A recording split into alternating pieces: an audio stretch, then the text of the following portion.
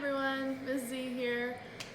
I am going to start uploading a weekly video to go over writing with you guys, but first and foremost, I hope that everybody had a happy Easter and a much deserved break.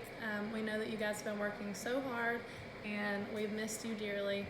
So let's jump into writing. So this week you're going to have multiple options, but you're going to pick 3 to do for the whole week. So I'm just going to go over what each activity involves, and then you guys will get to choose from there. And don't mind my bunny ears, I just wanted to get in the Easter spirit. So first up, I'm going to go over a Venn diagram. So my lovely husband who's recording is going to come over here. So most of these activities you are going to need a book to do. So with this Venn diagram, you're going to choose 2 characters from your book. In my pretend book, it is Ms. Z, myself, and my son Lucia. So we are going to compare and contrast. So I like to start off with how the characters are different. So we're going to start with the obvious. Ms. Z, I am the mom, and Lucia is the son. I am a girl, and Lucia is a boy. I am an adult, and Lucia is a child. Okay, so those are just some very quick, easy ways to compare and contrast the 2 of us. But I want you guys to try to do a little bit more than that. Try to think of maybe even 5 things. How are they different? And then I like to go to how are they the same? Well, we're both family. We live in the same house.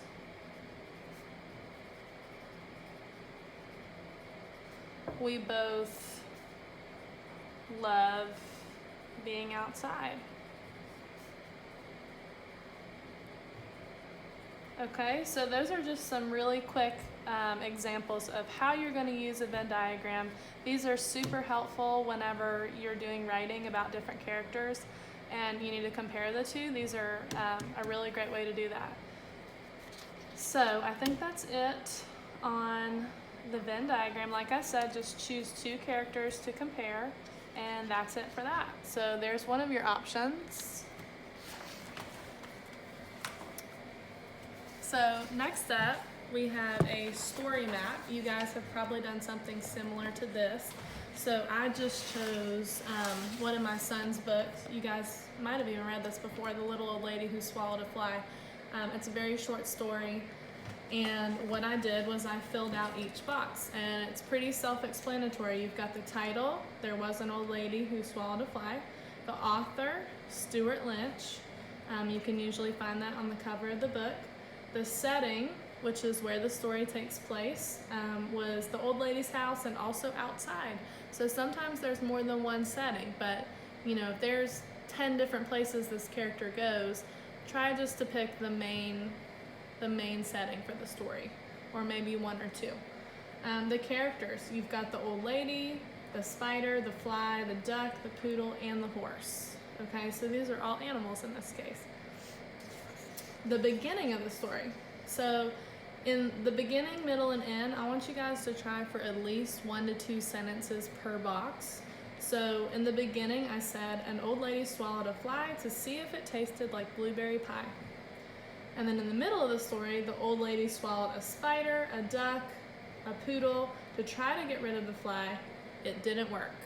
So notice that was 2 sentences. And in the end, the old lady swallowed a horse and she burst. All the animals were free.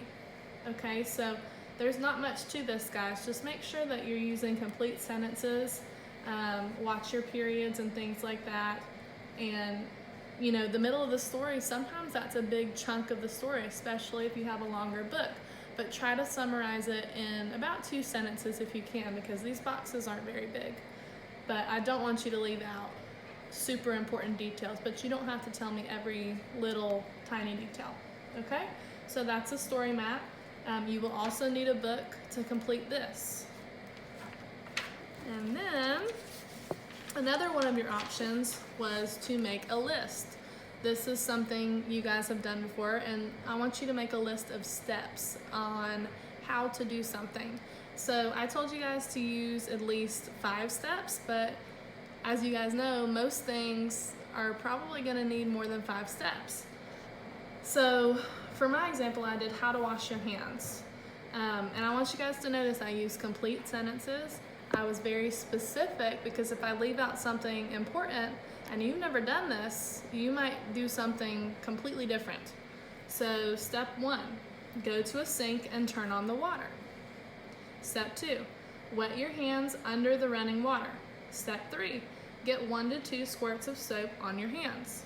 Step 4, lather and scrub around your hands and in between your fingers for 20 seconds. Step 5, rinse off the soap. Step 6, dry your hands with a paper towel and use it to turn the water off. Okay, so notice again, complete sentences. I've got my periods, I've got my capitals where they belong, and it's very detailed. So you guys should be able to do that. And hopefully you guys are doing this so that you can stay healthy with everything going on. So that's another one of your options there. So your other option was to make a comic. You guys have done that plenty of times. We actually gave you guys some comic strips with your packets, but you can also just draw boxes on a piece of paper and just make your own comic that way. You might want to make it, you might want to tape some pieces of paper together and make a long comic, however you guys want to do it. But what I want you to do is, again, you're going to need a book, and I want you to summarize your book by creating a comic to go along with it. You won't need a ton of words. If you want to include a little sentence on the bottom, a little sentence strip, you can. Or if you just want to keep it super simple and use the speech bubbles, you can totally do that too. But try to include your characters and the things that they do from, again, the beginning, in the middle, and the end in order. So you guys can have a little fun with that. You can draw it, color it, make it look nice. I know you guys enjoy that. Your last option is those of you who like to read nonfiction books, you can make a list, just like we did here.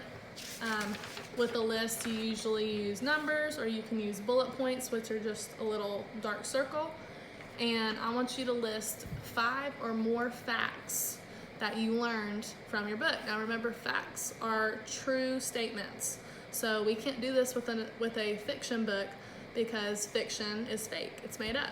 So with your nonfiction book, I want you to find 5 interesting facts. Either maybe you did know that, or maybe it's something new.